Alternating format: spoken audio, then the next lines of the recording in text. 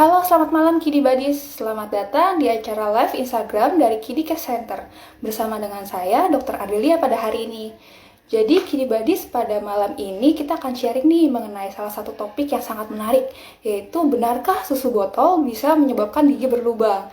Nah, pada hari ini kita akan membahas mengenai tema ini dengan Dr. Gigi Rudi Kurniawan nanti. Kemudian sebelumnya saya akan membacakan CV singkat dari beliau.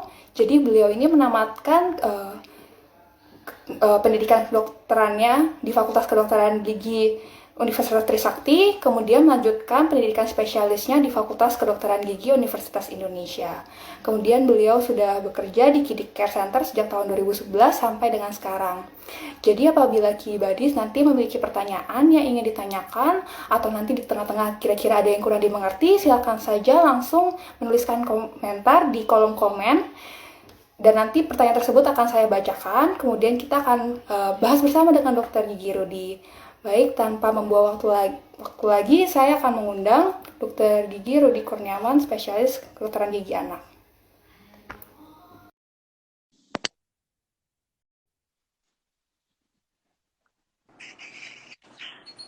Halo, selamat malam dok. Malam, apa kabar, Malam, Dokter dok. Adel? Sehat dok? Sehat, puji Tuhan. Gimana di situ, semua sehat? Semua sehat dok. Oke dok, kita mulai dok untuk malam ini. Gimana, lo? Halo, kedengaran dok? Ya, Oke, tunggu sebentar. Nah, udah jelas belum nih? jelas dok. Oke, Oke, di saya agak putus-putus, tapi mudah-mudahan suara dan muka kayaknya harusnya mudah-mudahan bagus ya. jelas dok, bagus dok hasilnya. Oke, Oke sip. dok, dok untuk gimana nih di masa pandemi persiapannya setiap kali mau kerja bagaimana? Iya, sekarang ini karena lagi pandemi semua jadi serba khawatir ya kerja ya. Mm-mm. Tapi kalau kita sih yang penting kita masker pakai terus sih. Kebetulan Mm-mm. kita pakai masker kan 2 biar Mm. aman. Jadi masker, terus APD lengkap semua deh. Protokol memang harus maksimal ya. Soalnya udah sulit nih kalau kalau kita nggak maksimal gini sulit. Ya nanti takutnya ada sesuatu yang nggak bagus lah gitu. Oke, dok. Kalau misalnya dari Kidiwari sendiri, kalau misalnya mau periksa ke dokter di masa pandemi ini, kira-kira apa aja yang perlu dipersiapkan sebelumnya?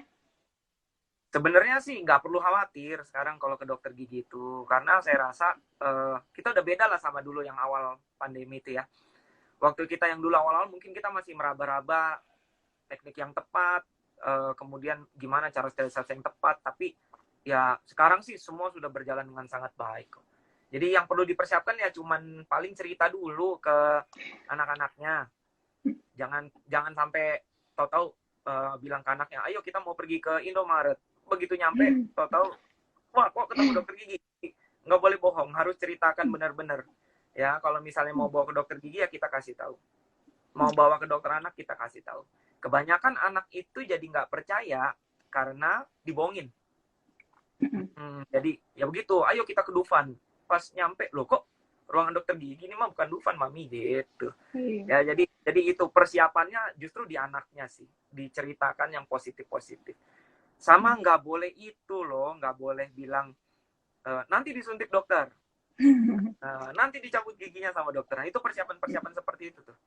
Ya, karena kalau belum apa-apa sudah dibilang mau disuntik, mau dicabut, wah mereka terutama yang belum pernah nih, pikirannya langsung, waduh aku mau diapain nih sama dokternya gitu. Ya nggak perlu khawatir kalau untuk sekarang ke dokter sih. Ya, Oke. selama Jadi yang penting disiapkan dulu untuk mentalnya ya dok, jangan mental ditakut-takutin. betul, mental sih, lebih ke arah mental kalau kayak gitu sebenarnya. Terus Begitu. kemudian untuk Kidi Peres tidak usah khawatir karena semua APD lengkap, semua persiapan Ya, sudah oke ya. pasti untuk masalah kesterilan alat nih terutama nih ya. Mm. Karena ya kita dokter-dokter juga kita mengerti kok khawatirnya orang tua terhadap kesehatan ya terutama di masa pandemi gini. Jadi ya semacam alat apa semuanya ya itu mesti steril. Kita ngerti banget kok ya. Jadi benar-benar nggak perlu khawatir untuk para orang tua. Begitu, Dokter Ardel. Oke, baik dok. Jadi sekarang kita akan langsung masuk ke topik yang akan kita bahas hari ini ya dok, Boleh. mengenai oke. Jadi pertanyaannya adalah, benarkah susu botol bisa menyebabkan gigi berlubang? Itu tema kita malam ini ya dok. Ya. Hmm. Susu Sebenarnya botol dokter ini ingin. pasti banget, banyak banget yang anaknya susu botol pasti. Ya, ntar kita bahas deh satu-satu. Yang ada pertanyaan juga boleh nanti tulis aja. Ntar Ya kita kalau ada belajar pertanyaan, semuanya. kalau ada Boleh, pertanyaan untuk boleh. Gigi Badis, silahkan langsung tulis di kolom komentar biar nanti bisa kita langsung bacakan, kemudian kita bahas dengan dokter Gigi Rudi. Oke dok, jadi yang Boleh. pertama, sebenarnya, jadi apakah benar kalau misalnya susu botol itu bisa menyebabkan misalnya kerusakan gigi atau gigi berlubang atau karies gitu? Ya, jadi kalau karies itu kebanyakan masih ada yang ketuker nih, karies lubang gigi sama karang gigi. Jadi kebanyakan kadang-kadang masih belum ngerti karies dibilangnya karang gigi. Ya, contoh misalnya ada orang tua datang, pengalaman saya banyak yang nanya, "Dok, gigi anak saya kok ada karangnya ya?" Jadi warna giginya waktu senyum itu ternyata coklat-coklat, tapi ternyata sudah jadi lubang, dia udah jadi karies. Nah, apakah susu botol bisa menyebabkan lubang gigi? Jawabannya adalah ya, betul. Susu botol itu salah satu penyebab bisa dibilang terbanyak lah untuk lubang gigi anak-anak. Ya, jadi anak-anak yang misalnya tidur sambil susu botol, ya dia pegang susunya semalaman, misalnya sampai 2-3 jam. Nah, itu kemungkinan besar giginya akan rusak karena asam dari susunya itu. Ya, bakteri akan merubah si manisnya susu, kemudian akan jadi asam. Ya, asam yang dibiarin semalaman, ya itu yang akan merusak gigi sebenarnya. Gitu. Ya, kurang lebih seperti itu untuk susu botolnya. Dok, sebenarnya kalau misalnya yang tadi susu botol itu yang ditakutkan adalah isi susu formulanya atau misalnya dengan minuman lain juga bisa terjadi hal yang serupa. Ini pertanyaannya bagus banget. Jadi apakah mungkin kita ambil contoh begini. Ini ada satu susu botol isi susu, yang satu air putih isi di dalam botol. Mana yang menyebabkan lubang? Pasti yang manis. Ya, tapi apakah botolnya sendiri punya efek atau enggak terhadap gigi? Jelas ada. Ya, nanti akan ngaruhnya ke pertumbuhan rahang, kurang lebih seperti itu. Makanya kalau untuk istilahnya untuk susu botol itu memang sebisa mungkin sih ketika anaknya sudah bisa minum pakai gelas, sudah bisa pakai sendok, ya itu memang perlu dikurangi untuk botolnya. Ya, jadi memang agak tricky sih. Saya ngerti sih, agak susah kita berhentiin susu botol di anak-anak. Nggak segampang kita ngomong, ayo Bu besok berhenti. Waduh, itu orang tua juga maunya begitu. Ya, orang tua maunya sekali ngomong, "Dok, saya pengen anak saya berhenti susu botol." Ya mereka juga maunya langsung. Cuman kan kadang-kadang memang sulitnya istilahnya semua butuh waktu sih untuk anak-anak seperti itu. Gitu. Mengubah Ya, kebiasaannya agak sulit ya dok. ubah kebiasaannya itu benar-benar sulit loh, ngubah susu botol. Ya, nggak segampang kita simsalabim, ayo berhenti gitu, enggak. Makanya kadang-kadang banyak yang udah mulai putus asa, kayaknya ya udahlah hancur-hancur aja. Nah itu yang nggak boleh, emang harus terus coba terus, edukasi terus anaknya gitu. Ya, gitu. Jadi ya kalau kalau kalau kita ngomongin susu botol, ya pastinya jadi lebar jauh nih kemana-mana. Saya yakin banget habis ini banyak banget pertanyaannya pasti. Gitu. Oke dok, jadi kalau misalnya dengan ASI bagaimana dok? Kan biasa banyak juga yang ASI kemudian diminum dengan susu botol, jadi itu juga tidak boleh. Nah jadi gini, justru kalau ASI dia agak beda ya. Pada prinsipnya gini, apakah ASI bisa menyebabkan berlubang? Bisa. Ya, cuman ada cumannya nih, tergantung dari bagaimana cara jaga oral hygiene-nya. Contoh misalnya anaknya makan seharian, dia makan coklat, kemudian makan bubur, makan nasi tim, malamnya dia ASI. Nah jelas ASI akan memperberat terjadinya karies atau terjadinya lubang. Tapi kalau misalnya dia bisa jaga dengan baik, kemudian sikat giginya juga bagus, makannya juga bagus, banyak makanan berserat, ASI tidak terlalu merusak seperti susu botol. Ya, jadi ASI nggak istilahnya nggak seserem itulah untuk anak-anak. Makanya kemudian jangan salah, jangan kemudian kita berpikir nanti oh ASI nggak boleh nih karena itu susu juga. Susu kan nggak boleh ditaruh di botol. Enggak. Ya. Intinya ASI tidak merusak, cuman ada syarat-syaratnya. Ya, gigi mesti dibersihin segala macam gitu. ASI tidak semerusak susu botol kok. Enggak. Tadi kan sempat disebutkan nih kalau misalnya untuk mengurangi risikonya kita perlu melakukan oral hygiene. Sebenarnya oral hygiene yang perlu dilakukan itu seperti apa aja sih, Dok? Nah, jadi gini. Banyak banget pertanyaan dari pasien itu, dia bertanya seperti ini. Gimana sih cara jaga kesehatan gigi anak-anak? Kalau anak-anaknya umur 6-7 tahun mungkin kita udah gampang tuh jawabnya. Tapi gimana kalau anak-anaknya di bawah 2 tahun? Ya, karena banyak sekali yang bertanya seperti itu dan mereka nggak berani nyikat gigi anaknya. Nggak beraninya kenapa? Karena mereka semua bilang anak saya nangis. Ya, saya takut anak saya trauma sikat gigi seperti itu. Nah, jadi gimana cara? Mungkin saya jelasin gimana cara ngejaga oral hygiene dulu ya. Ya, boleh. Pada prinsipnya adalah kita harus sikat gigi. Kita prinsipnya cuma satu sebenarnya. Kita sikat gigi. Cuman memang tekniknya beda. Di anak-anak umur 1 tahun beda. Di anak umur 6 bulan beda. Di anak umur 2 tahun beda. Di atas 3 tahun juga semuanya berbeda. Ya, kalau di atas 3 tahun kita udah tahu lah. Kita sikatin dia gerakannya atas bawah, muter-muter, depan belakang semua. Cuman bagaimana dengan anak umur 1 tahun, 2 tahun? Pada prinsipnya usia 6 bulan mestinya gigi kan udah keluar nih. Gigi depan bawah harusnya sudah keluar. Jadi nanti Bapak Ibu semua coba cek gigi anaknya kalau umur 6 bulan, 7 bulan, 8 bulan. Lihat deh udah keluar belum gigi bawahnya. Harusnya biasanya udah. Ketika dia sudah keluar, sudah mulai harus dibersihkan. Ya, jadi nggak apa-apa dia nangis sedikit nggak apa-apa. Asal cara nyikatnya benar. Pakai apa? Pakai kain kasa boleh. Jadi kain kasa aja dicelup ke air, kemudian kita bersihkan. Ya, atau misalnya mau pakai pasta gigi. Ya, pasta gigi yang seperti apa? Kan pasta gigi kan ada banyak. Ada fluoride, non-fluoride. Ya, jadi kita bisa menggunakan pasta gigi fluoride asal anjurannya benar. Asal caranya benar. Nah, itu cara menjaga oral hygiene sebenarnya. Ya. Mungkin saya kasih lihat sedikit boleh ya, dokter ya? Boleh, silakan, Dok. Nah, nih, jadi saya kasih lihat perbandingan aja nih sebenarnya nih. Sebenarnya seberapa banyak sih odol yang boleh? Mungkin kelihatan nggak nih? Nah, begitu. Nah, nggak jelas ya? Agak sedikit Nah, tuh. kelihatan, Dok. Ya. Nah, itu kan ada yang hijau-hijaunya tuh. Iya. Nah, jadi yang di sebelah yang ada putih-putih itu sebenarnya biji beras. Ya. Jadi untuk anak di bawah 3 tahun penyikatan dilakukan dengan memberi pasta gigi fluoride sebesar biji beras. Jadi jangan banyak-banyak justru. Ya. Nah, kalau di atas 3 tahun gimana? Anaknya 5 tahun gimana? Nah, kita bisa lihat di situ ada gambar hijau-hijau. Itu kacang polong. Jadi perbedaan dosis antara anak-anak yang masih di bawah 3 tahun dan di bawah dan di atas 3 tahun itu ada di banyaknya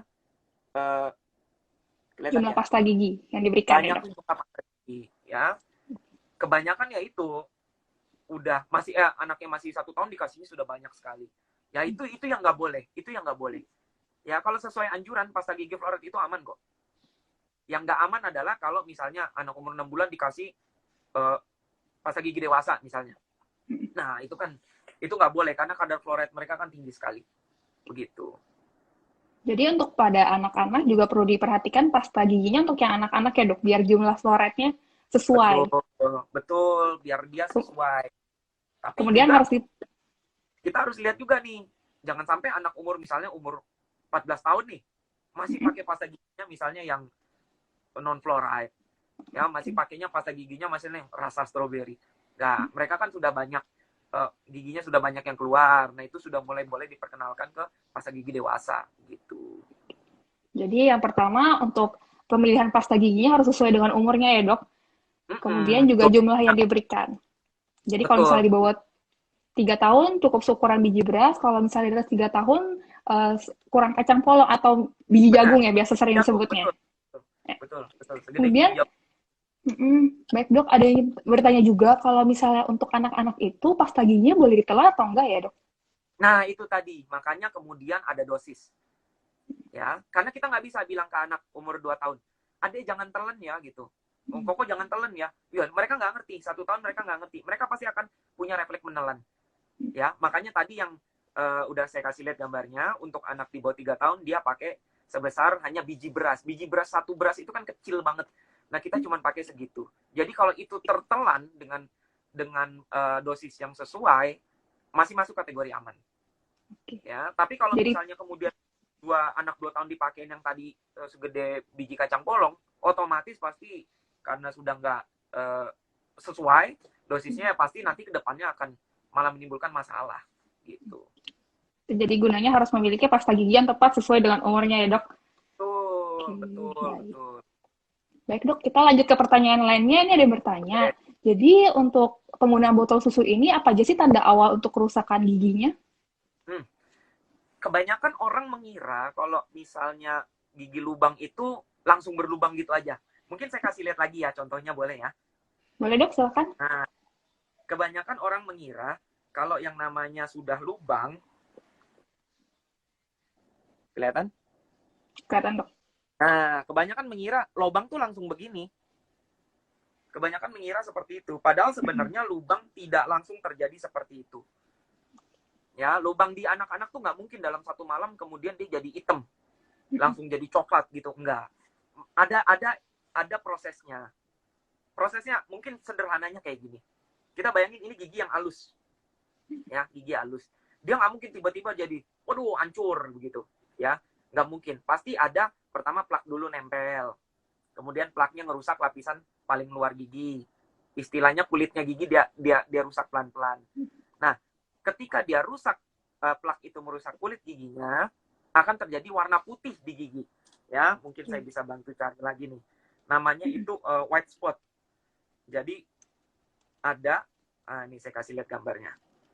Ada gambaran, nanti boleh cek nih gigi-gigi anak-anaknya di rumah nih. Kurang lebih seperti ini. Tak kelihatan ya, sebentar. Untuk Kidi Badis bisa sambil mencari di Google juga bagaimana tampak white spot. White spot, dia punya daerah dekalsifikasi, ya.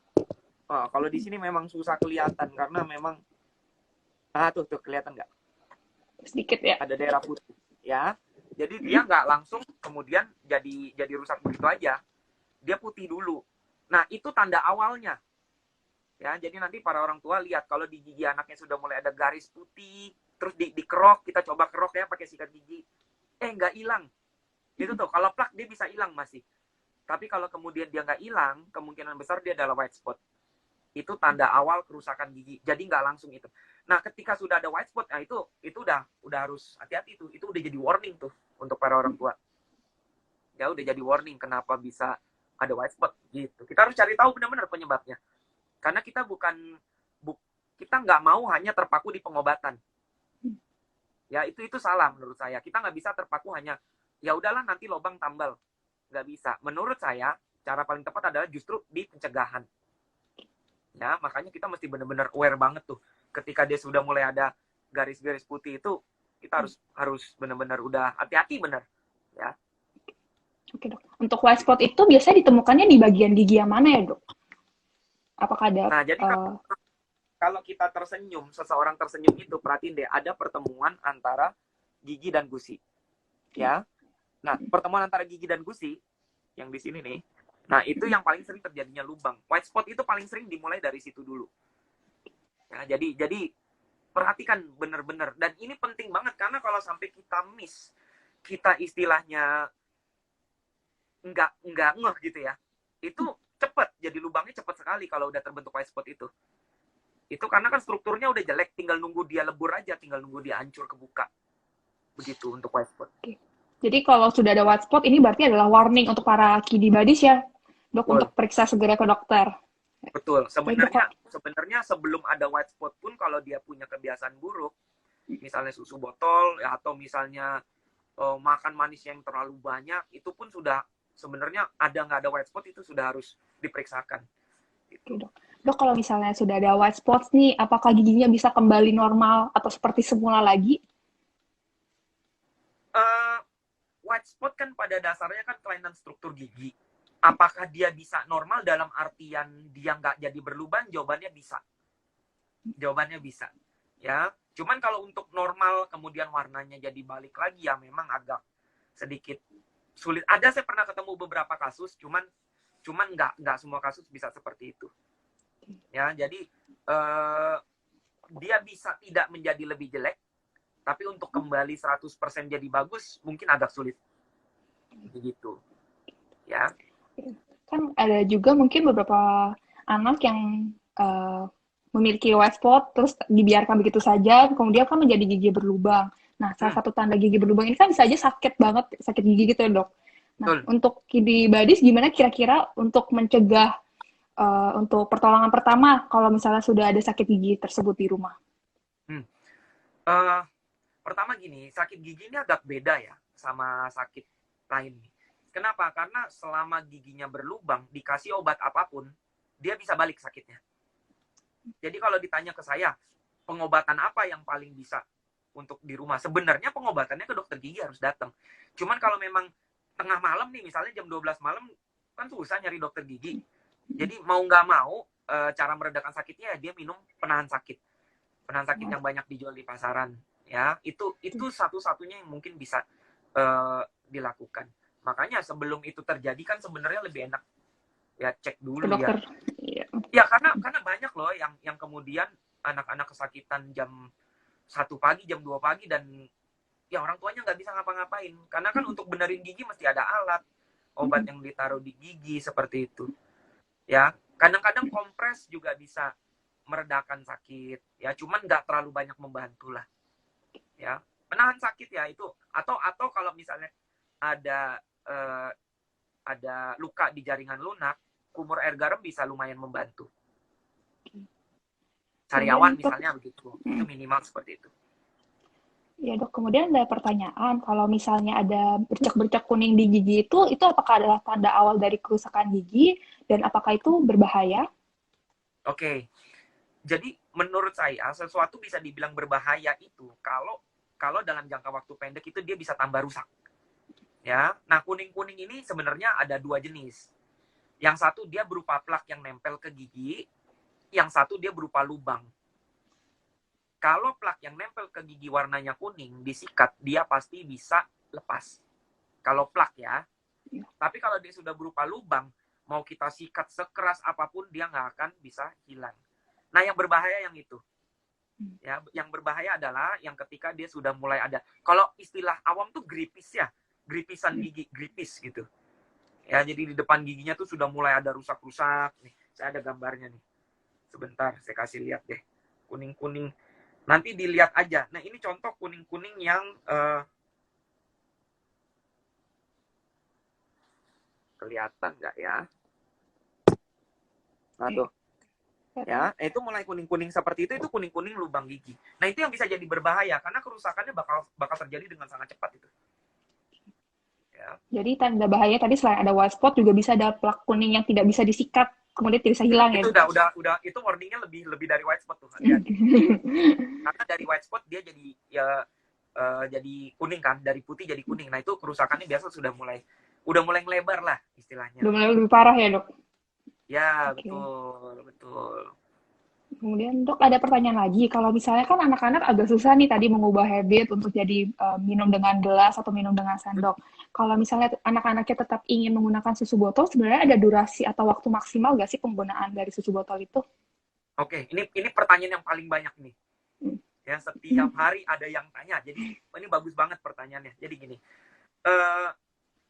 apa ada durasi? Intinya gini, semakin cepat botol itu di dalam mulut, semakin tidak berbahaya. Oke, jadi kalau ada anak yang misalnya, anak saya masih susu botol dok, tapi 5 menit habis kok. Nah, ini lebih tidak berbahaya dibandingkan dengan anak saya susu botol setengah jam baru selesai. Ya, nah itu jadi durasi semakin kecil semakin makin bagus. Ya, nah kemudian apakah ada cara nih kalau memang terpaksa harus susu botol? Caranya adalah gini, siapin satu lagi itu ya, botol isi air putih. Itu udah cara paling minimal banget menurut saya tuh. Ya. Jadi siapin. Ini kan susu botol nih. Siapin lagi satu yang isinya air putih. Jadi ketika dia sudah kasih susu botol, dia sudah mulai terlelap, udah mulai tidur, ambil ganti air putihnya. Ya, jadi dari susu diganti jadi botol air putih. Tujuannya apa? Tujuannya untuk mencuci sisa-sisa susu yang nempel di gigi. Karena kalau susunya nempel di gigi, otomatis bakterinya pesta pora, mereka seneng banget. Wah, saya dapat makanan nih banyak nih, gigi hancurin aja. Nah, ketika mereka lagi pesta pora itu, dibilas sedikit. Ya, tapi ingat, ini benar-benar cara paling minimal kalau memang sama sekali nggak bisa berhenti. Yaitu cara yang paling minimal banget deh, itu deh. Gitu. Jadi misalnya kalau misalnya anak-anaknya, kan biasa susu dipakai untuk pengantar tidur nih, jadi sebelum dia tertidur, benar-benar tertidur, lebih baik diganti langsung dengan air ya dok, setidaknya untuk mencegah kalau nggak sempat gosok gigi. Itu benar-benar cara yang paling minimalnya. Sebenarnya di dokter gigi sendiri ada beberapa cara edukasi ya buat anak-anak supaya mereka mau lepas. Tapi yang paling bagus buat orang tua adalah tetap edukasi. Kita kasih tahu kenapa sih nggak boleh pakai susu botol. Nah, itu kita kasih tahu. Kita jangan bilang begini, kalau kamu pakai susu botol dicabut giginya. Nah, itu pesan ke anak tuh nggak nyampe. Kenapa dicabut? Nah, itu pesan yang itu yang nggak nyampe. Jadi mungkin yang di rumah misalnya sudah bisa diceritakan, ya kan sekarang juga banyak tuh buku-buku, ada buku-buku tentang cara sikat gigi segala macam. Atau di YouTube lah, di YouTube juga banyak. Jadi kita kasih tahu dia, kita buka gambar-gambar, perlihatkan 2 gambar nih, satu gambar gigi yang bagus, satu gambar gigi yang jelek. Kita kasih tahu dia, ini loh ada yang, masa ada yang susu botol, wah giginya hitam-hitam nih, nggak bagus. Kalau yang ini nggak susu botol nih, sikat gigi, giginya putih. Jadi kita kasih lihat sama dia. Biarkan kemudian dia mulai tahu, oh ini jelek, ini bagus. Gitu. Ya, jadi alasannya kita memberhentikan pun, anak ini mesti tahu. Kita mesti kasih tahu kenapa kita berhentiin dia. Gitu. Ya, kasih mereka waktu pelan-pelan, nggak apa-apa. Nggak usah terlalu kemudian, wah ini habis lihat IG Live ini, sekarang jam 7:30 malam. Jam 8 kita udah mulai harus berhenti. Ada yang bisa, cuman just take your time, slow but sure. Ya, pelan-pelan, bersabar. Itu sih sebenarnya sih kuncinya. Mengubah habit itu susah, jadi perlu bersabar juga ya dok. Kalau ngubah habit gampang, semua orang giginya bagus. Ngubah habit susah sekali. Oke dok, ada pertanyaan lain dok. Apakah dengan pemakaian tooth mouse bisa bantu untuk jaga gigi anak? Kemudian apakah aman kalau digunakan setiap hari? Terima kasih dok. Ya, sebenarnya tooth mouse itu kan dia sebenarnya suplemen untuk gigi. Ya, jadi dia bisa bikin istilahnya gini, dia bisa memperkuat gigi. Oke? Tapi dia bukan satu-satunya yang bisa bikin giginya bagus. Jelas ya sampai sini ya. Ini istilahnya misalnya ada orang yang udah saya nggak mau sikat gigi, saya pakai suplemen aja dioles di gigi bisa bagus. Itu cara yang salah, nggak boleh. Ya. Nah, pemakaian tooth mouse sendiri sebenarnya kalau dibilang aman nggak? Ya aman, selama anaknya nggak ada alergi pasti aman. Masalahnya cuma satu, sebenarnya anak ini perlu apa enggak? Gitu. Karena kebanyakan sekarang itu, ya mungkin kan sekarang kan udah banyak, kita kalau mau beli barang kan tinggal pencet aja kan. Online. Nah, kita buka online, wah ada ini nih, kata yang ini bagus, saya beli aja deh. Nah, kadang-kadang hal-hal seperti itu yang kadang nggak pas diagnosanya. Jadi nggak semua anak perlu untuk tooth mouse. Apakah tooth mouse bisa menjaga gigi anak? Bisa, karena kan dia kalsium. Oke? Tapi apakah semua anak perlu tooth mouse? Enggak.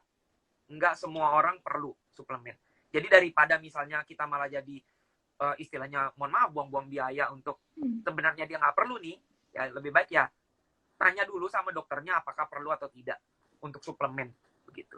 Karena di suplemen bukan obat. Jadi nggak bisa tergantung 100% sama obat-obatan seperti sekarang kan ada banyak, salah satu tooth mouse, ada juga yang disemprot-semprot segala macam itu. Ya tidak semua anak butuh. Karena kebutuhan anak, semua anak berbeda-beda, nggak ada yang sama. Semuanya beda-beda. Gitu. Kemudian ada pertanyaan lagi, apakah penggunaan susu botol ini juga mengganggu untuk pertumbuhan dari perkembangan rahang atau gigi? Terus kemudian apakah bahaya? Oke. Jadi gini, kalau ditanya apakah susu botol mengganggu pertumbuhan rahang, jawabannya jelas banget. Jelas banget. sekarang bayangkan gini, kita pakai jari deh. Nih ada 4 jari nih. Anggapnya gigi ya. Gigi itu kan masing-masing sudah ada bentuknya. Oke. Sekarang ternyata jari tunjuk saya nih giginya berlubang. Otomatis ketika giginya berlubang, giginya akan hilang. Betul ya? Ya. Nah, kemudian apa yang terjadi dengan ruangan kosong itu? Ini bisa geser semuanya nutup. Dalam jangka panjangnya yang terjadi adalah pertumbuhan rahang pasti akan sangat terganggu. Ya. Nah, susahnya adalah kebanyakan beranggapan seperti ini. Dok, itu kan masih gigi susu. Gigi susu ntar copot. Ya kan, banyak banget yang bilang gitu. Dulu waktu saya masih kecil juga gigi susunya rusak, sekarang nggak kenapa-napa. Jawaban saya gini, Bapak Ibu kebetulan nggak kenapa-napa. Bersyukur kalau kebetulan nggak kenapa-napa. Bagaimana kalau terjadi kenapa-kenapa?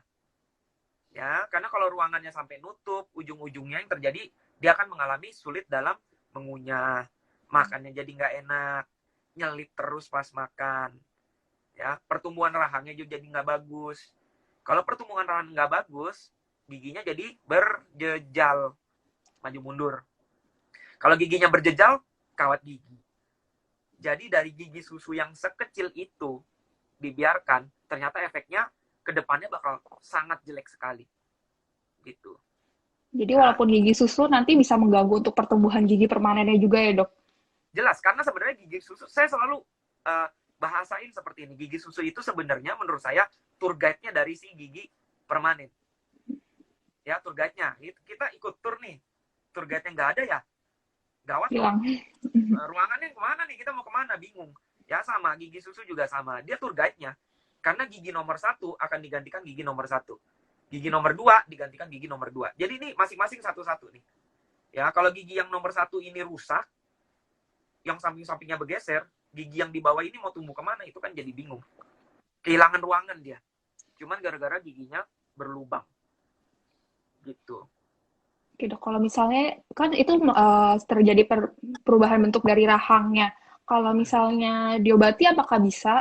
Kalau dari awal gitu.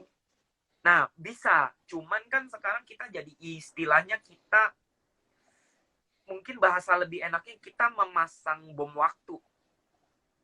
Kita nunggu sampai rusak dulu nih. Kita tahu kita bisa benerin nanti.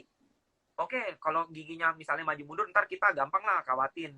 Ya ortodontis aja ke dokter gigi, spesialis kawat gigi, bisa.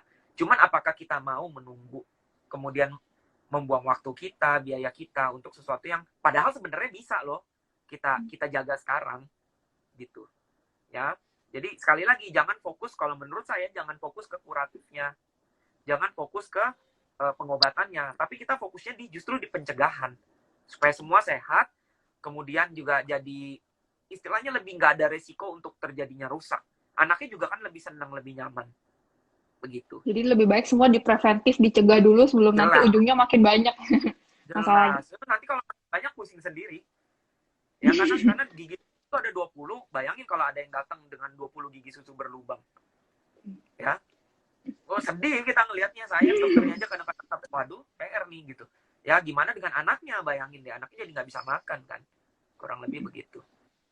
Untuk bisa mengurangi kualitas hidup dari anaknya itu sendiri ya, Dok. Oh jelas, kasihan kalau dia nggak bisa makan, karena dunia anak-anak itu kan dunia makan dan main sebenarnya. Iya, kalau dia cuma bisa main doang nggak bisa makan kan, karena giginya sakit terus kan kasihan juga. Gitu. Kemudian ini ada pertanyaan lagi, Dok, dari usia berapa dan di kondisi apa saja yang mengharuskan pemakaian dari orto atau kawat gigi? Oke, jadi kalau kita mau ngomongin tentang, mungkin kita keluar sedikit dari topik ya. Jadi kalau kita mau ngomongin tentang kawat gigi, sebenarnya kan intinya semakin cepat kelainan itu kita perbaiki akan semakin bagus. Jadi kalau ditanya usia berapa, ya tergantung kasusnya apa dulu. Tonggos kah, atau misalnya rahang bawahnya lebih maju kah, atau berjejal yang cuma ternyata ringan kah. Ya, jadi semua balik lagi tergantung kasusnya. Kondisi apa yang mengharuskan? Kondisi yang mengganggu kualitas hidup. Oke, contoh, misalnya ada gigi yang berputar-putar nih di anaknya, kemudian ini setiap makan ganggu banget, nyelip banget anaknya sampai marah-marah terus, mami papi kok gigiku nyelip-nyelip terus sih. Nah itu udah mengganggu kualitas hidup. Ya itu ya kalau mau langsung diperbaiki, baiknya diperbaiki. Tapi untuk umur dan kasus seperti apa, ya itu balik lagi harus dilihat secara langsung kondisinya seperti apa. Karena semua kasus berbeda-beda. Ada yang bisa diobservasi, ada yang perlu tindakan segera. Gitu. Jadi balik lagi dari kebutuhan masing-masing dari anaknya itu sendiri ya. Betul, Oke. betul. Dok, sebenarnya kalau misalnya pada anak-anak ini ada jadwal khusus atau tertentu untuk kapan harus konsultasi ke dokter gigi kah? Atau harus diperiksa keadaan giginya? Ya, jadi sebenarnya mungkin bisa kita bilang gini. Pertanyaan seperti ini. Usia berapa sih harusnya ke dokter gigi tuh? Ya, itu. Kadang-kadang usia berapa sih? Anak saya baru 4 tahun nih, emang perlu ke dokter gigi. Jawabannya adalah, ya ketika gigi itu tumbuh, kalau mau konsultasi sudah sangat diperbolehkan. Ya, sebenarnya coba deh, apa sih yang kita omongin kalau ada orang tua bawa bayi umur 6 bulan, umur 1 tahun gitu. Dok, periksain dong gigi anak saya 1 tahun, sebenarnya apa sih yang kita periksa? Banyak loh ternyata. Satu, kita mau periksa apa? Tumbuhnya gigi. Bagus nggak? Kedua, kita mau lihat yang tadi tuh, yang sempat kita omongin di depan tuh, tentang white spot dan lain sebagainya. Bagus nggak? Ketiga, makanannya. Dokter gigi anak akan bantu ngelihat, oh ini ceritanya terlalu banyak makan manis. Ya, ngemilnya nanti dibikinin tuh. Jam sekian, ngemil, jam segini, makan. Nah, kita mesti aturin itu semua. Gitu. Ya, jadi kalau ditanya umurnya, ya ketika gigi itu keluar, sudah bisa. Cuman lazimnya memang 2 tahun itu dibawa. Ya, karena 2 tahun kan sebenarnya makanan mereka juga sudah mulai banyak. Anak umur 2 tahun, pasti makanannya beda sama umur 1 tahun. Ya, 2 tahun setengah pasti beda. Iya, kita makan soto, dia makan soto kan, istilahnya kan. Nggak mungkin anak umur 8 bulan kita kasih makan soto langsung. Ya kan, jadi 2 tahun lazimnya sih sudah inilah. Sudah boleh lah untuk dibawa ke dokter gigi untuk diperiksakan. Justru ketika keluhannya belum banyak, biasa mereka akan nangis. Ya, cuman ketika keluhannya belum banyak dan rasa sakitnya minimal, bahkan hampir nggak ada, pengalamannya lama-lama bisa jadi menyenangkan kok. Dok, kalau misalnya awal-awal sudah datang, kemudian kan ada tindakan atau apa, anaknya trauma, bagaimana itu, Dok? Nah, ini bagian serunya dokter gigi anak. Jadi, istilahnya gini, setiap hari kita pasti akan dengar pasien saya sendiri ya, pasti ada aja pasien nangis. Sebenarnya mereka nangis kenapa sih? Kebanyakan orang tua mikir gini, kalau nangis artinya anak ini trauma. Selalu misalnya nangis, baru buka mulut nangis, dok anaknya trauma. Ya, sebenarnya bukan trauma, karena mereka takut. Ya, mereka tuh takut banget diperiksa giginya. Jadi mereka cuma bisa ngelawan dengan cara apa? Dengan cara melarikan diri, dengan cara berontak, dengan cara nangis. Ya, jadi makanya itu dibawa ketika misalnya kita masuk ke ruang praktek nih, mungkin tips aja buat bapak-bapak ibu-ibunya sekalian.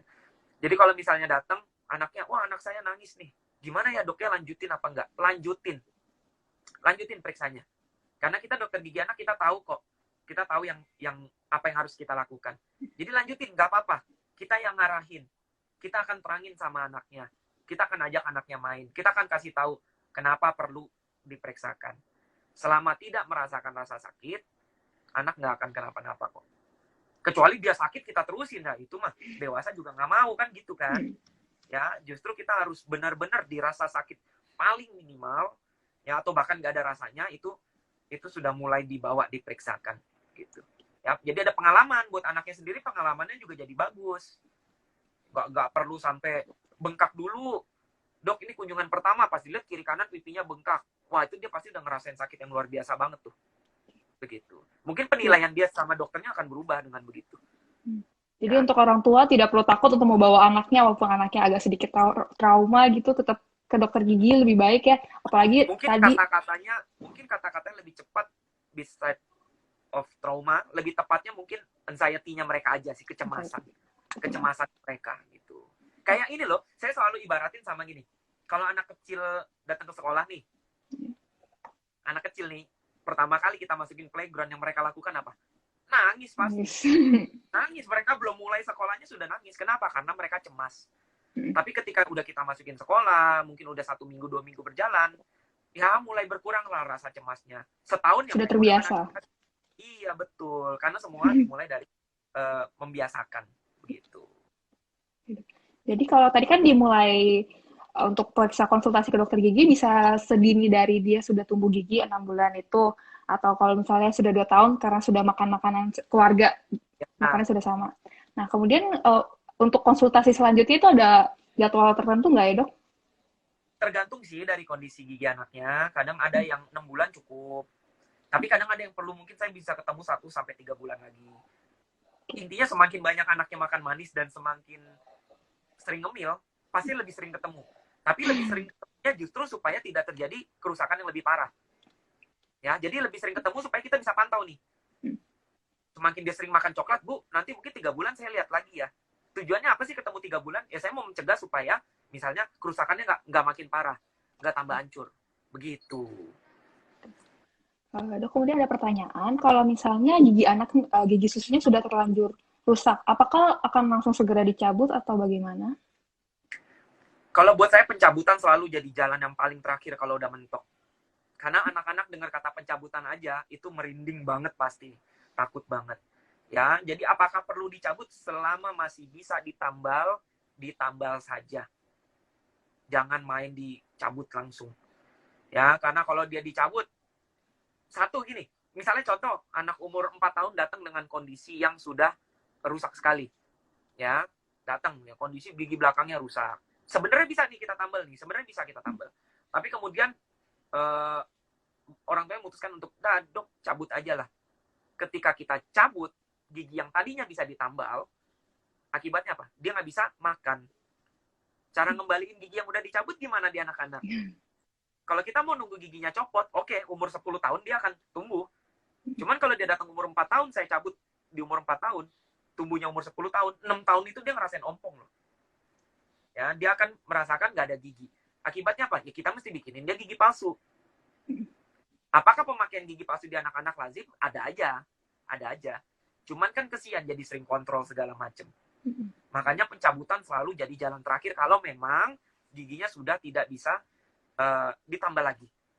Contoh sudah bengkak berulang, akar giginya sampai tembus keluar gusi, ya penetrasi ke arah labial, ke arah depan gigi gitu, ke depan gusi. Nah itu memang mau nggak ada cara lain, kita harus cabut sebelum dia jadi parah kasusnya, gitu. Ya, tapi Jadi kalau bisa pencabutan, tambal sih, jadi pencabutan adalah jalan terakhir. Jadi anak-anak tidak perlu takut kalau misalnya ada bolong langsung akan dicabut ya. iya. Saya nggak ngerti, makanya kadang-kadang tuh anak-anak ngelihat saya baru masuk aja langsung, "Wah, mau dicabut," gitu. Aduh. Saya langsung sedih juga sih kalau dengar kayak gitu ya. Makanya semua harus dimulai dari orang tua di rumah.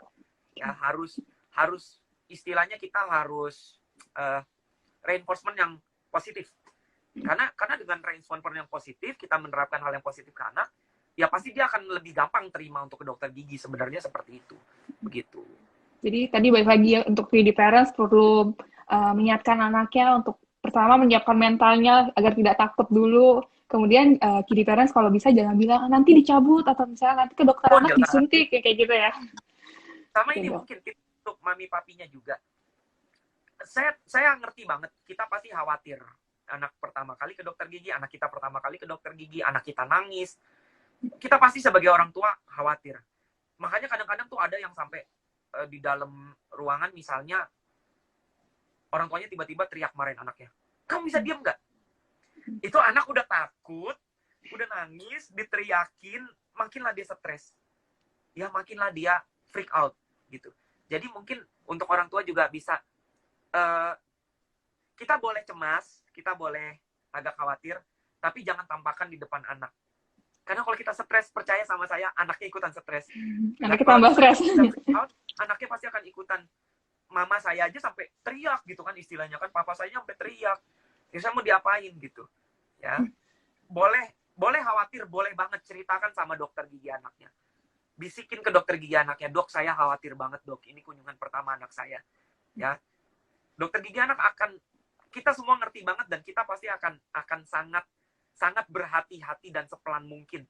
Ya, kita akan masuk pelan-pelan ke anaknya, kita lihat tipe anaknya seperti apa gitu. Ya, jadi itu tips untuk orang tuanya tuh terutama. Baik. Oke, Dok, ada yang ingin menambahkan tadi pertanyaan mengenai pasta gigi. Tadi kan untuk usia 3 tahun ke atas itu ukuran pasta giginya sebesar kacang polong. Kemudian untuk umur berapa perlu ditambahkan lagi untuk pasta giginya? Ya, pada prinsipnya adalah kan kita ngikutin perkembangan anaknya nih. Istilahnya begini, di atas 3 tahun dia pakai kacang polong, tapi ketika dia sudah 8 tahun, anaknya juga sudah bisa kumur dengan baik, pasta gigi sudah nggak ditelan, nah itu sudah boleh, tambahkan aja, nggak masalah. Gitu. Ya, cuman selalu pakai panduannya. Kita sambil lihat, jadi kalau kita sikatin gigi anak-anak kita tuh, jangan cuman gini, adek yuk sikat gigi nih, ini sikat ya, udah diajarin kemarin ya, sikat sendiri udah. Nggak bisa, kita liatin dia bener-bener. Ya, kita kasih tahu odolnya seberapa. Kalau udah kebanyakan, nah ini kebanyakan nih, cuci dulu, potong dulu separoh, jangan terlalu banyak. Kita kasih tahu dia, karena kalau kebanyakan, nanti ketelan, nggak bagus. Fluor terlalu banyak, itu juga nggak bagus buat gigi yang nanti mau tumbuh. Gitu. Ya, jadi penambahan odol, itu benar-benar tergantung dari anaknya gimana. Ya, kalau udah di atas 10 tahun, misalnya, itu mah sudah seperti biasa aja. Gitu. Jadi kalau misalnya ingin menggunakan pasta gigi dewasa dari umur 10 tahun itu sudah boleh, Dok? Boleh, malah ada beberapa pasien yang kalau kita lihat, ada beberapa pasien cerita, anak saya sudah pakai pasta gigi dewasa di umur 7 tahun, umur 6 tahun, itu gimana? Ya kita selalu tanya, dia telan nggak? Dia benar-benar bisa kumur nggak? Make sure dulu dia nggak telan sama sekali. Kalau ternyata memang benar-benar bisa, mau coba silahkan aja. Cuman sekali lagi di bawah pengawasan, nggak boleh kita lepas begitu aja. Ya, jadi kalau misalnya ada yang udah umur 8 tahun mau nih pakai odol pedas, boleh kalau memang sudah bisa. Tapi kalau dia masih telan, jangan. Ya kalau dia masih telan, ya jangan. Kan kelihatan lah kalau anak menelan lagi sikat gigi, tahu-tahu, ayo buang. Ditutup dulu mulutnya, dia telan, baru dia buang. Pas keluar nggak ada busa, wah itu dia telan berarti. Nah itu jangan, nggak boleh. Ya nggak boleh itu. Nanti malah nggak terlalu baik untuk kesehatan. Jadi untuk pemilihan pasta gigi ini disesuaikan dengan kemampuan dari anaknya itu bisa mengeluarkannya lagi atau enggak gitu ya, Dok? Betul. Dok, kemudian ada pertanyaan, apakah pada pencabutan gigi anak ini diperlukan anestesi? Kemudian apakah anestesi ini akan benar-benar 100% menghilangkan rasa sakit yang dirasakan pada anak-anak? Oke, anestesi itu sebenarnya bahan suntik untuk bikin kebal. Apakah cabut harus pakai anestesi? Harus. Anestesi kan ada alas yang disuntik, ada yang dioles, ada yang disemprot juga, ya. Apakah bisa menghilangkan sakit? Tujuan dari anestesi adalah menghilangkan sakit. Cuman memang kebanyakan, mungkin beberapa yang pernah cabut gigi mungkin akan ngerti. Sebenarnya ada sensasi keputer, ada sensasi bunyi. Nah, beberapa anak itu belum ngerti sensasi seperti itu. Jadi kadang-kadang kita udah yakin nih 100%, ini pasti udah nggak ada rasanya. Tapi begitu diambil giginya kemudian ada bunyi, anaknya langsung freak out, langsung ketakutan. Ya, jadi kalau ditanya apakah anestesi harus dilakukan untuk pencabutan gigi, harus itu nggak boleh nggak, harus ada. Ya, supaya anaknya juga nyaman, nggak kesakitan gitu. Jadi mungkin anestesinya itu tidak memang menghilangkan rasa sakit, tapi masih berasa ya, Dok? Berasanya tidak tapi sakit. bukan sakit.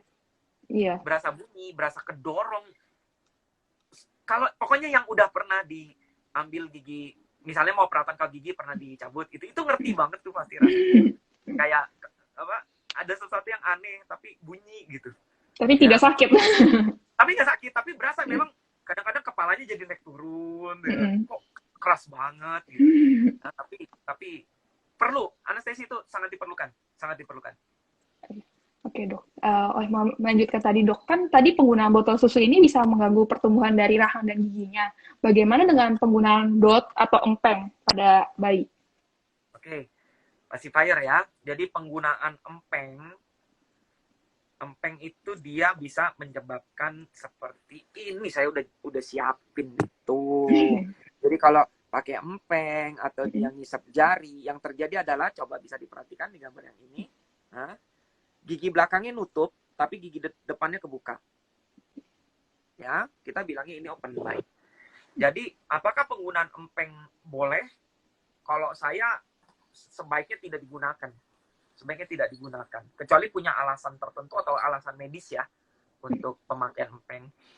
Karena empeng dalam jangka waktu panjang, apalagi ketika anaknya sudah berumur di atas 5-6 tahun, itu otomatis kerusakan gigitannya akan permanen. Ya, itu karena kan terbentuknya dalam jangka waktu lama tuh dia ngisap ngempeng gitu. Begitu dia isap, kedorong ya rahangnya semua gitu. Ya, sebaiknya empeng tidak digunakan kecuali ada alasan tertentu yang memang harus ya, gitu. Gitu. Itu kalau misalnya sudah kayak open bike gitu, apa tindakan yang perlu dilakukan nih? Itu harus ke ortodontis atau nanti ditangani dari awal untuk ininya. Kawat gigi sih kalau sudah open bite. Nah, ini sebenarnya balik lagi begini. Kalau kita kasih dia empeng, sebenarnya kita sedang, yang tadi saya sebut tanda kutip nih, ada bom waktu yang lagi kita setting sebenarnya. Ya, makanya balik lagi, lebih baik kita mencegah. Sebaiknya pemakaian empeng ketika tidak terlalu diperlukan, sebaiknya berhenti. Kebanyakan itu empeng kan dipakai hanya supaya anaknya nggak rewel. Wah, aman. Ya, itu lama-lama soalnya jadi kebiasaan. Nanti kalau jadi kebiasaan, giginya akan bermasalah ke depannya. Ya, perlu dilakukan banyak terapi tuh. Ada pemakaian alat-alat, kawat gigi, dan lain sebagainya untuk kembaliin posisi gigi. Begitu. Jadi, balik lagi lebih baik pencegahan daripada kuratif ya, Dok? Always.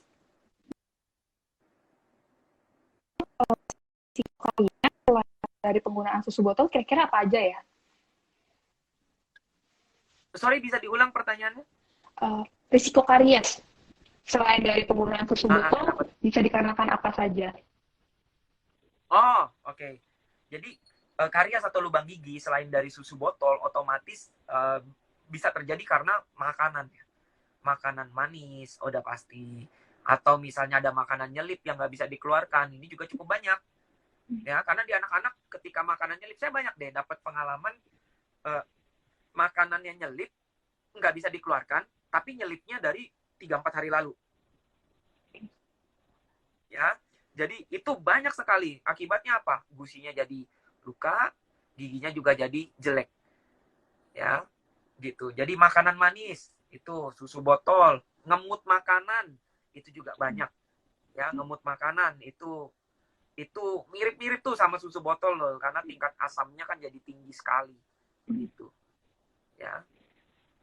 Dok, untuk pertanyaan selanjutnya, Dok, anak saya umurnya 5 tahun, tetapi sudah ada 6 gigi yang copot dan tumbuh baru. Apakah itu adalah hal yang normal? 5 tahun ya, kecepatan. Tapi sebenarnya tergantung juga kan. Kadang-kadang kan kita perlu lihat juga anaknya gimana. Mungkin anaknya tinggi gede, ya secara hormon dia bagus, ya otomatis wajar kalau dia tumbuh lebih cepat. Gitu. Jadi apakah kalau ditanya, apakah normal? Normal menurut apa dulu? Kalau misalnya menurut kita baca teorinya, ya memang harusnya 6 tahun. Cuman kalau pada kenyataannya memang anaknya sudah tinggi dan besar dan sehat banget, ya sangat mungkin itu terjadi. Begitu.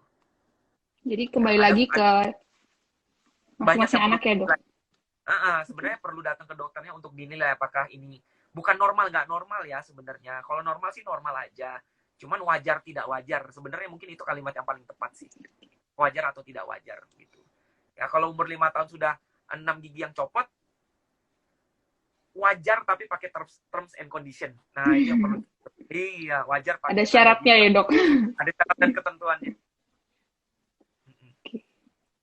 Oh ya, Dok, kemudian ada pertanyaan lagi, kalau misalnya anak-anak itu apakah boleh berkumur dengan menggunakan Listerine gitu ya, Dok? Obat kumur ya, mungkin ya. Iya. Tanpa menyebut merek, obat kumur itu bisa beberapa dipakai, tapi kita harus lihat juga tujuannya apa. Contoh, misalnya, mungkin dia ada sariawan, misalnya. Ada beberapa, kalau terlalu mengganggu, kita berikan dia obat kumur, gitu. Tapi apakah itu merupakan suatu kewajiban untuk berkumur? Saya rasa sikat gigi lebih perlu. Kebanyakan karena begini, karena kalau beberapa orang menemukan alternatif selain sikat gigi, dia pasti akan pakai alternatifnya. Lebih gampang ya? Lebih gampang kan, kumur kan cuma 1, 2, 3, 4, 5 buang gitu. Jadi alternatif itu yang akan dipakai terus. Jadi apakah perlu berkumur? Balik lagi, tergantung dari kondisinya seperti apa. Ya, apakah memang benar-benar anak ini perlu atau tidak? Atau jangan-jangan sebenarnya nggak terlalu perlu. Yang perlu itu sikat gigi. Kalau itu udah titik itu, udah nggak pakai koma lagi. Ya, sikat gigi titik, udah begitu. Ya udah nggak pakai ada lanjutannya lagi, begitu. Ya, untuk obat kumur konsultasikan lagi aja. Oke, baik tuh. Sepertinya pertanyaannya untuk hari ini sudah habis. Tidak terasa juga sudah hampir 1 jam kita membahas topik mengenai Iya loh. botol susu. Iya, menarik banget dok untuk topiknya hari ini. Oke, Thank you udah hubungi ya. baik, terima kasih untuk Dokter Rudi telah sharing-sharing banyak hal untuk kita semua hari ini. Kemudian juga terima kasih untuk para kiribadis yang sudah mengikuti IG Live pada hari ini. Kemudian apabila masih ada pertanyaan lebih lanjut atau ingin konsultasi mengenai ke dokter gigi Rudi bisa dilakukan di Kidi Care Center ya dok. Tiap hari Ya, Senin sampai Kamis, kemudian hari Sabtu dari jam 11 pagi, kemudian hari Jumat jam 16.30 ya dok. ya di Alam Sutra Kemudian juga. di Alam Sutra juga ada pada hari Rabu jam 16.30, kemudian hari Jumat jam 12 siang ya dok. Baik, Ya. kemudian Take untuk care pesan semuanya, take care semuanya. Yang nonton IG live-nya, take care, sehat-sehat terus, pakai maskernya, protokol jangan lupa, ketat terus. jangan lupa cuci tangan juga pakai maskernya. Oh, jelas. Kemudian pesan terakhir untuk Kidi Wadis lainnya, jadi nanti setiap 2 minggu kita akan melakukan IG Live seperti ini, tidak hanya dengan dokter gigi, tapi juga ada dokter spesialis anak, kemudian nanti ada psikolog anak, dan juga dokter spesialis kedokteran fisik dan rehabilitasi medik. Jadi untuk terakhir, terima kasih kembali kepada Dokter Rudi, Thank you. dan juga pada Kidi Wadis yang telah menyaksikan IG Live ini. Selamat malam dan sehat selalu dok, dan Terima kasih. semuanya sehat Dadah. selalu. Terima kasih dok. Terima kasih.